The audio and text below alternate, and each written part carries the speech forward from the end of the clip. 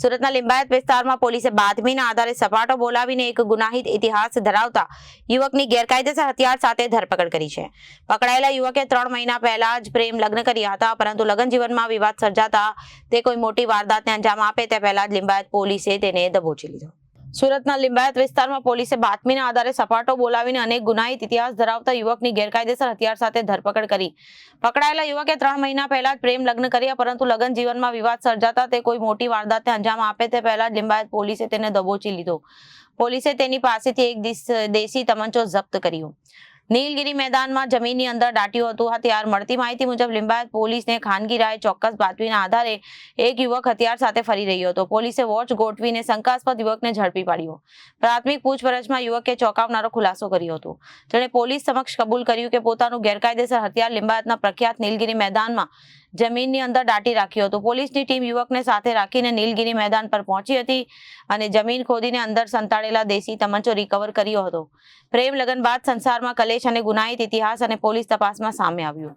પકડાયેલા યુવકે આશરે 3 મહિના પહેલા જ પ્રેમ લગ્ન કર્યા હતા. જોકે લગ્નના ટૂંકા ગાળામાં જ પતિ પત્ની વચ્ચે ગંભીર વિવાદ અને ઘર કંકાસ શરૂ થઈ ગયો હતો. આ વિવાદના કારણે તે ગુસ્સામાં હતો અને પોલીસના જણાવ્યા અનુસાર પકડાયેલો આરોપી અગાઉ પણ ગુનાહિત પ્રવૃત્તિઓમાં સંડોવાયેલો રહ્યો. ગુનાહિત ઇતિહાસ અને સંસારમાં ચાલી રહેલા ઝઘડા વચ્ચે તે હથિયાર વડે કોઈ ગુનો આચરવાનો હતો કે કેમ તે દિશામાં પોલીસે તપાસ તેજ કરી છે. લિંબાયત પોલીસે આર્મ્સ એક્ટ હેઠળ ગુનો નોંધી આરોપીને સઘન પૂછપરછ હાથ ધરી છે. આરોપીને તપાસ માટે લાવ્યા હતા, શું વિગત છે? આજરોજ સવારે વહેલા 5 વાગ્યો લિંબાયત નાઇટ પોલીસ પેટ્રોલિંગની ટીમને એક બાતમી મળેલ કે એક ઇસમ પોતાના કમરના ભાગે કોઈ હથિયાર લઈ અને લિંબાયત વિસ્તારની અંદર ફાટાફેરા મારી રહ્યો છે. જે માહિતીના આધારે લિંબાયત પોલીસ દ્વારા આરોપીની પકડ કરવામાં આવી. ધરપકડ દરમિયાન એની પાસેથી એક હથિયાર કબજે કરવામાં આવ્યું. રાત્રિનો સમય દરમિયાન હતો તો હથિયારમાં કોઈ રાઉન્ડ મળી આવે નહીં. તેથી હાલ રિકન્સ્ટ્રક્શન પંચનામું એટલા માટે કરવામાં આવ્યું હતું કે રાત્રે દરમિયાન કોઈ રાઉન્ડ અગર અહીં મળી આવે તો એની તપાસ માટે આરોપીને લાવવામાં આવ્યો. આરોપીનું નામ છે સમીર શાહ રાશિદ શાહ, જે અડાજણ પાટિયા બાપુનગર બોરડી ખાતેનો રહીશ છે. પ્રાથમિક પૂછપરછ દરમિયાન એવું જણાવ્યું છે કે જે આરોપીની છે પત્ની અહીંયા લિંબાયત વિસ્તારમાં રહે છે.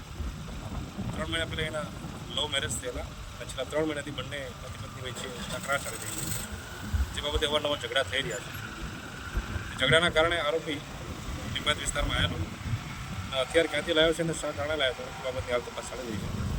આરોપીની રિમાન્ડની પ્રક્રિયા હાલ ચાલી રહી છે. પછી આરોપીને કોર્ટની અંદર રજૂ કરવામાં આવશે અને નામદાર કોર્ટ પાસે રિમાન્ડ માંગવામાં આવશે. સાહેબ, કઈ ઇતિહાસ ગુનાહિત ઇતિહાસ છે? આરોપી વિરુદ્ધમાં હત્યાની કોશિશનો સલામતી ગુનામાં 2024માં ગુનો દાખલ થયો છે. ત્યારબાદ અવારનવાર 135 જીપી એક્ટના ગુના આરોપી વિરુદ્ધમાં દાખલ થયેલા છે અને આરોપી હથિયાર રાખવાની ટેવવાળો છે એવું કહી શકાય. રિપોર્ટર સમીર સૈયદ, જન આદેશ ન્યૂઝ, સુરત.